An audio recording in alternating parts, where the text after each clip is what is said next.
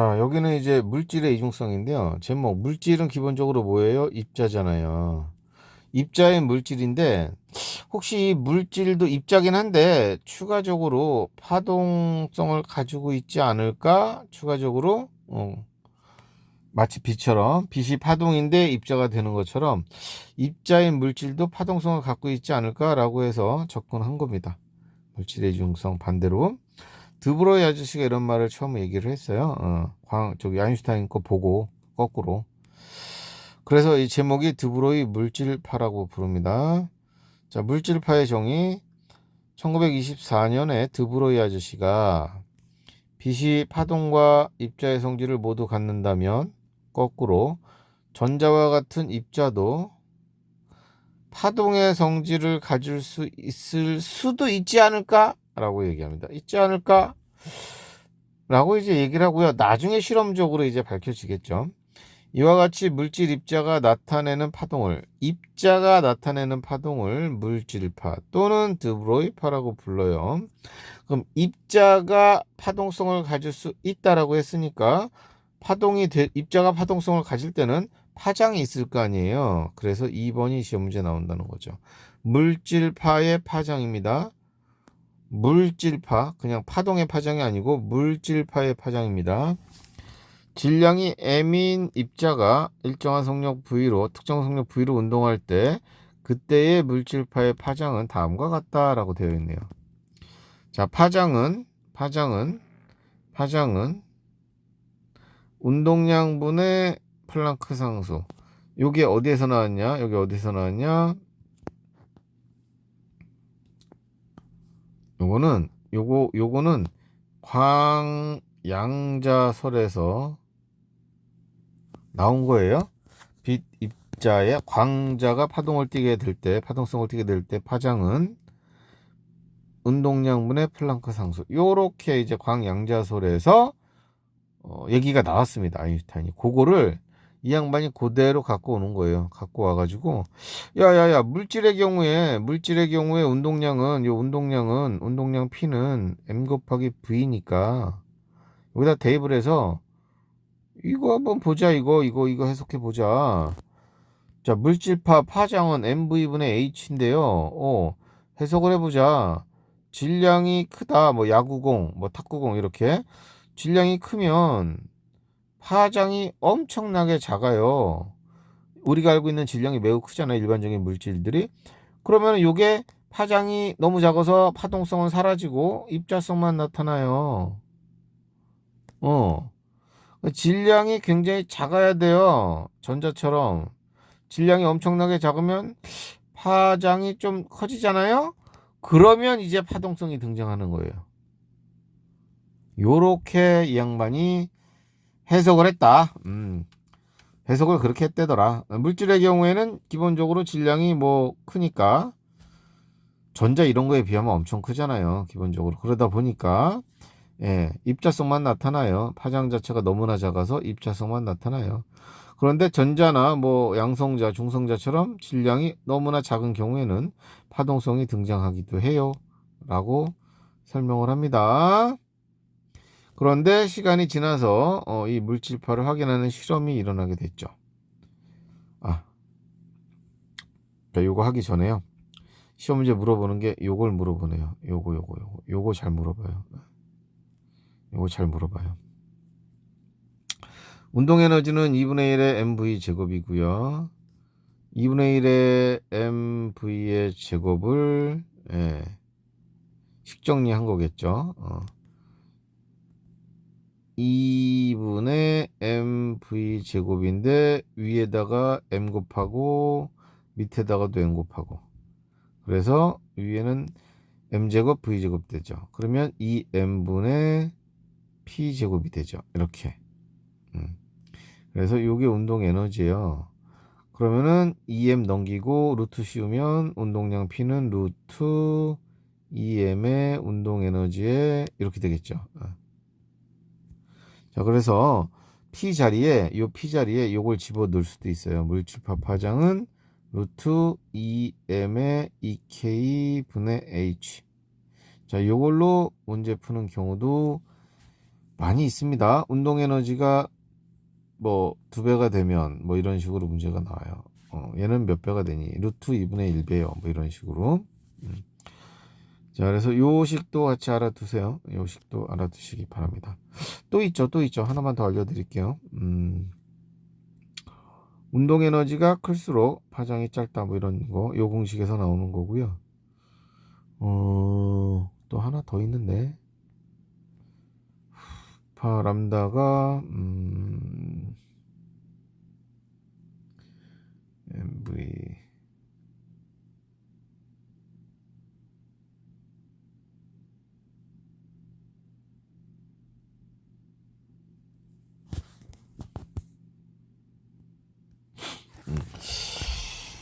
운동 에너지 자체를 또 구하기가 만만찮아요. 전자의 뭐 운동 에너지 구하는 게.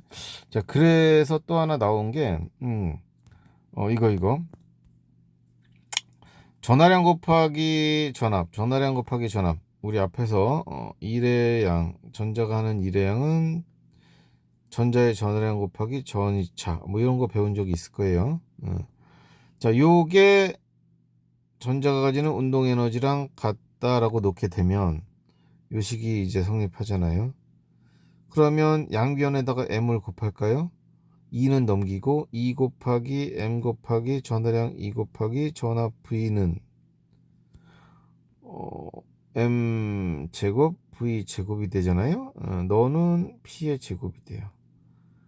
루트 씌우면은 p는 결과적으로 루트 2m의 2v가 됩니다. 요거를 대입하는 거예요. 어디다? 람다에다가. 람다는 루트 2m 2v분의 h. 자, 물질파의 파장 구하는 공식이 하나, 그 다음 여기 둘, 그 다음 여기 나와 있는 보문에 있는 셋. 뭐 같은 거 변형한 건데 어쨌든 세 개를 알아두셔야 됩니다. 선택지에 뭐 이렇게 저렇게 나오거든요. 그럼 요거는 편해요. 전자 질량 알려져 있죠. 전자의 전하량도 알려져 있죠. 그럼 우리가 뭐만 하면 돼요? 전자를 발사시킬 때 소개된 전자 발사시킬 때 그 설정한 전압 있죠. 전압만 알면, 요것만 알면, 요 놈만 알면, 네, 바로 그 전자에 발사되는 전자의 파장을 알 수가 있습니다. 전압만 알면 파장 계산이 됩니다. 그래서 이게 유용한 식이죠. 굉장히. 식 3개 정리해서 꼭 외워주시기 바랍니다. 그 다음에요, 이거 나중에 이제 이거 이론적인 거고요. 실험적으로는 나중에 확인이 됐답니다. 2번. 데이비슨 거버라는 사람, 데이비슨하고 거머 아저씨가 실험한 결과, 어떻게 됐냐. 니켈에다가 전자 때리는데요. 튕겨 나올 거 아닙니까? 튕겨 나오는데 희한하게 특정 각도로만 엄청나게 많이 튀어나오더래요. 자, 54V의 전압으로 가속한 전자선을 입사시켜서 전자총을 쏜 거예요. 니켈 결정에서 튕겨 나가겠죠. 산란된 전자의 수를 검출기로 측정을 해보니 이 각도에서 가장 많이 튀어나오더라. 특정한 각도에서. 그래서 해석을 어떻게 했냐면 그 각도에서 보강 간섭이 일어난 거 아니야? 이렇게 해석을 해봤대요. 오호. 간섭 현상이 일어났다고? 거기서 합쳐진 거지. 조금 그래도 그냥 우연히 그렇게 많이 나온 거 아닐까? 자, 그런데 두 번째 톰슨 아저씨가 회절 실험도 해버립니다. 예. 자, 이렇게 동그랗게 이렇게 살짝 뚫린 구멍에다가 살짝 원형으로 뚫린 구멍에 빗을 때려주면, 네, 회절이 일어나서 이렇게 회절 무늬를 만들어요. 빗은 파동이니까. 그런데 여기에다가 전자총을 쏜 거예요. 전자를 갖다 때려버렸더니, 아니, 전자도 똑같은 무늬를 만들더라. 요렇게. 아니, 전자는 입자인데 이 자식이 이렇게 회절 무늬를 만들어냈잖아. 그럼 이제 전자가 입자로 작용한 게 아니고 뭘로 작용한 거야? 파동으로 작용한 거네. 오호.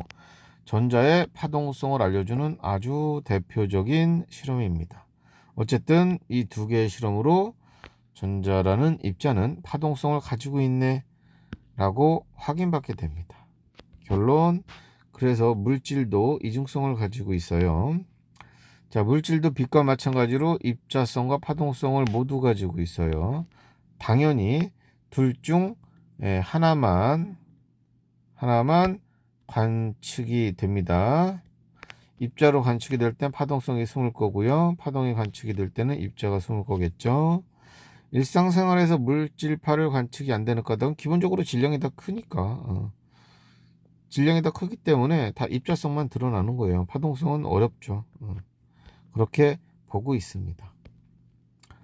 여기는 이중슬릿 실험인데요. 아시다시피 빛을 갖다가 실험하면 밝은 무늬, 어두운 무늬 이렇게 간섭무늬 나오잖아요. 그런데 전자를 가지고 실험을 해도 이렇게 밝고 어둡고 간섭무늬가 스크린에 쫙 펼쳐집니다.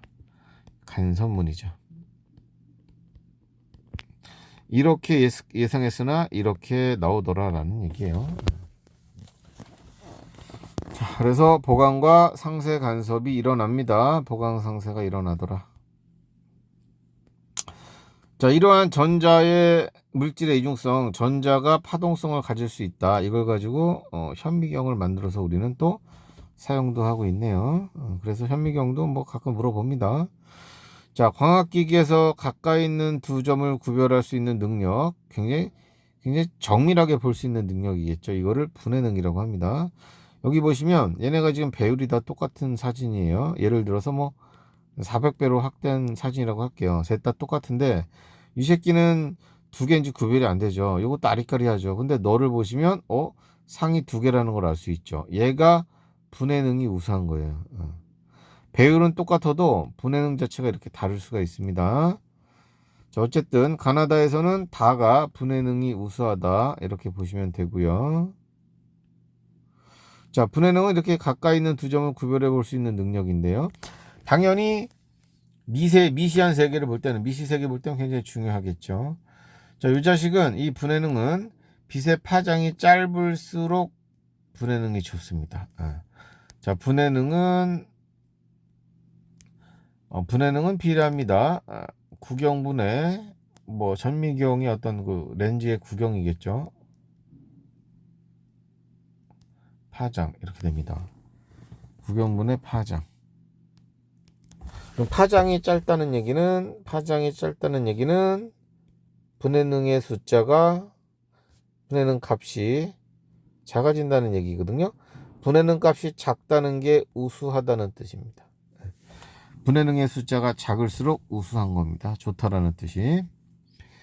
우리가 알고 있는 광학 현미경 같은 경우에, 가시광선을 이용한 현미경 같은 경우에 0.2 마이크로미터, 0.2 마이크로 10의 마이너스 6승, 0.2 마이크로미터까지를 정밀하게 볼 수 있어요. 이거보다 더 작은 크기는 제대로 구별이 안 돼요. 그래서 미생물, 바이러스 같은 애들은 잘 관측이 어렵습니다. 그래서 전자를 이용한 거예요. 전자는 우리가 알고 있는 가시광선보다 파장이 짧습니다. 왜? 이 새끼 입자잖아. 입자인데 네가 파동성을 나타내는 순간, 파동성을 나타낸다고 했을 때 실제 파동보다는 굉장히 파장이 짧거든요. 자, 그래서 이 전자현미경을 보시면 빛 대신 전자의 물질파를 이용하는데 가시광선보다 전자의 물질파가 훨씬 작습니다. 전자의 물질파 파장이 가시광선에 여기 나왔네요. 수천분의 1 정도로 짧아서 분해능 또한 그 정도 좋습니다. 수천 배 정도 좋습니다. 자, 배율도 확대하는 능력도 굉장히 크게 확대할 수 있답니다. 확대능도 좋고, 그 다음에 분해능도 좋고, 전자를 이용해서 만들면. 근데 전자는 유리를 통과하지는 않잖아요. 그래서 렌즈로 유리 렌즈가 아니고 자기 렌즈 이용하고요. 굴절시킵니다. 전자기력을 이용해서. 이렇게 해서 이제 전자현미경을 만들어내요. 두 종류가 있죠. 주사전자현미경, SEM 외우시고요. 주사라는 건 스캐닝 얘기하는 거. 이 S가 스캐닝이야, 스캐닝. 그래서 전자를 때리면 튀어나오는 반사되는 성질, 반사되는 전자를 모아서 관찰하는 거예요. 투가 전자현미경은 통과하는 거잖아요. T, 트랜스퍼, 뭐 이런 식으로 T자가 들어가네요. TEM 그러면 투가전자, SEM 그러면 주사전자입니다. 그래서 주사전자 현미경을 보시면 시료가 밑에 있어요. 전자가 와서 튕겨 나가고요. 그걸 모아서 영성화 시킵니다. 투가전자는 시료가 중간에 있습니다. 통과해야 되니까, 관통해야 되니까. 자, 그럼 이 둘 중에 가장 분해 능력이 우수한 놈이 이거래요. 투가전자 현미경 분해 능 넘버원. 그다음에 주사전자 현미경은 분해 능은 투가전자 현미경보다 조금 떨어지지만 무슨 구조를 알 수 있다? 시료의 입체 구조, 바이러스라고 하면 바이러스의 입체 구조를 파악할 수 있어요. 표면에서 반사되는 애들을 모아가지고 영상화 시키니까. 뭐 금속 표면, 금속으로 뭐 도금도 하고요, 코팅도 해서 관찰한답니다. 당연히 흑백 영상입니다. 그 다음에 여기 관통하는 거, 전자 관통한 거, 관통한 전자를 모아서 스크린에 영상화 시키죠. 관통하려면 시료를 얇게 잘라야 돼요. 단면을 보는 거예요. 이렇게 내부 구조를 보는 거예요. 내부 구조. 그래서 저 시료를 최대한 얇게 잘라야 돼요. 시료를 최대한 얇게 슬라이스 쳐서 준비를 해야 됩니다. 두꺼우면 통과하기 어렵죠. 그럼 회절도 커지고 내부 구조 보는데 상이 흐릿해져요. 이것도 당연히 흑백이고요. 자, 특징 잘 기억해 두셔요. 광학 현미경은 뭐 작은 건 못 보고요. 대신 컬러로 볼 수 있어요. 컬러로 색깔로 관측이 가능하다는 거. 그 정도네요. 자, 여기까지입니다. 잘 정리해 보시고 개념 잘 정리해 주세요. 자, 수고하셨습니다.